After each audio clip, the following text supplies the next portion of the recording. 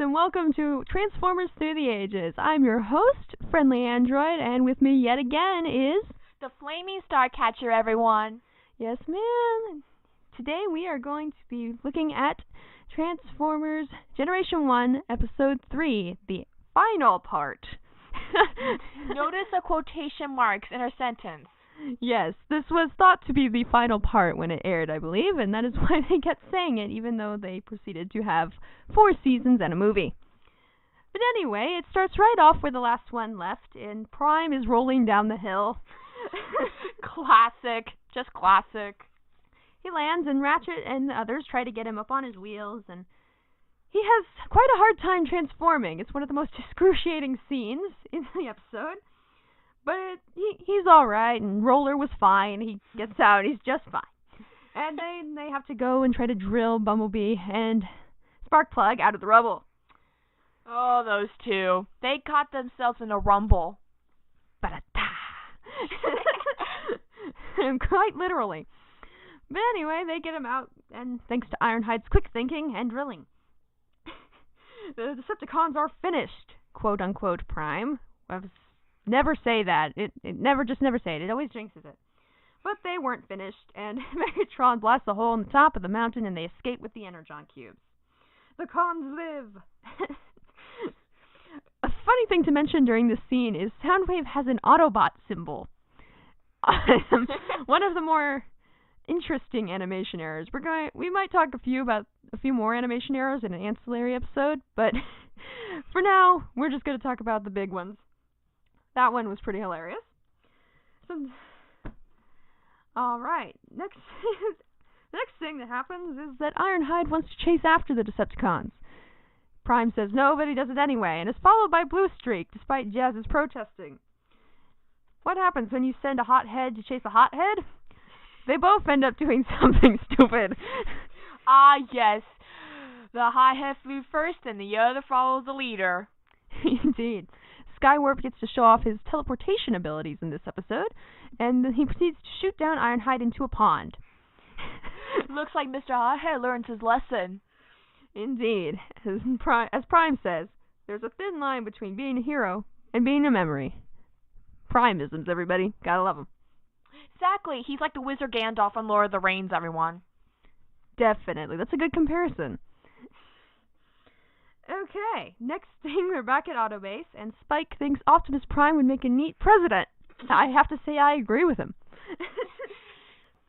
Hound and Mirage are guarding Ravage, and Hound gets a great idea to create a giant hologram illusion to lure the Decepticons to them. Everyone likes this idea, especially Prime. They allow Ravage to escape to spread false information that there's a rocket base near the Autobots' base.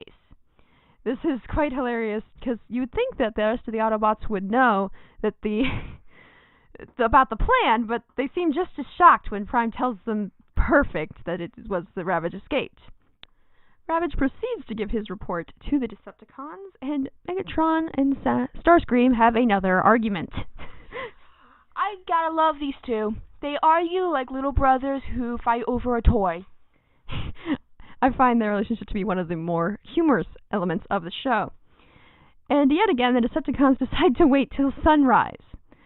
I will never understand this. Me either. I can never understand that. But anyway, they wait till sunrise, and the Decepticons attack the rocket base. Decepticons in quotation marks.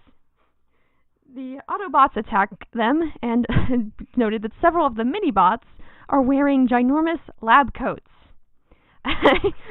I don't know where they found them. Did they make them out of, like, several sheets or something? Who knows?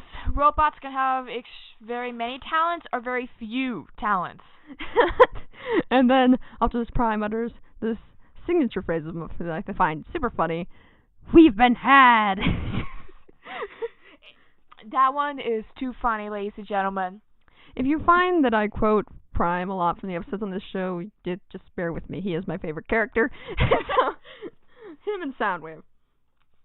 Okay, Megatron's army has been attacking the real rocket base this whole time. So, the Decepticons are in the driver's seat. The humans think that their weapons will do something against the Decepticons when they arrive.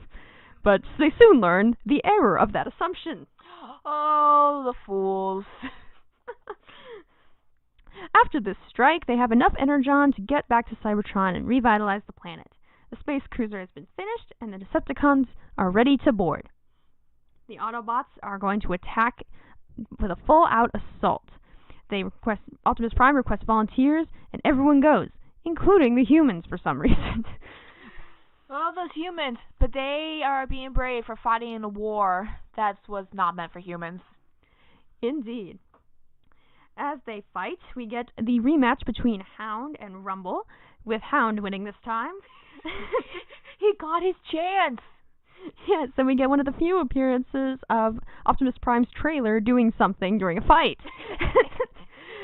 He and Megatron proceed to duke it out again until Megatron calls a retreat to the space cruiser and they take off.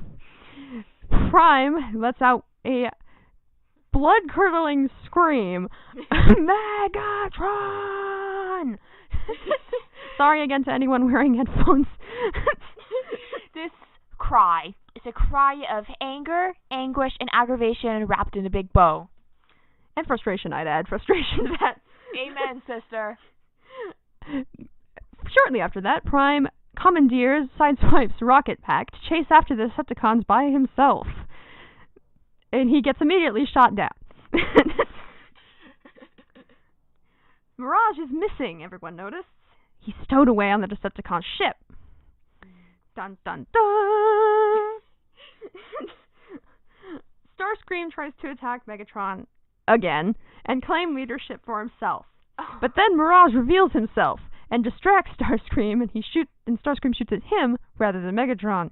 This gives Megatron the perfect opportunity to shoot Starscream with the declaration, "Extinction to all traitors." And yet Starscream is still his second in command in the next episode. He still stands his ground. I guess he just wants to keep an eye on him or something. Probably. This causes the Decepticon ship to destabilize, and it's going out of control. Mirage jumps out, and the ship crashes into the North Atlantic. Mirage is a hero, and everyone cheers. But the enemy still's not dead. Despite everyone keeps declaring that the Decepticons are finished. But, as we see at the very end of the episode, Megatron rises from the ocean. Near the end of the episode, Spike and Sparkplug are going to go to Cybertron with the Autobots. I sure hope they have an atmosphere on Cybertron, otherwise they're going to be in trouble. And the world leaders have given Optimus Prime enough fuel to revitalize Cybertron, and Spike gives the most true and humorous statement. It's probably the first time all the world leaders have agreed on anything. So true, so true. And on that note, we will end the three-parter of Transformers G1, the first 3 episodes. Again, if you guys know the titles to these episodes, please put them in the comments below, as I cannot remember them off the top of my head. And so I hope you guys enjoyed. Please leave any thoughts you had on the episodes in the comment section down below. And until next time, Fandroids, build happy and stay superior.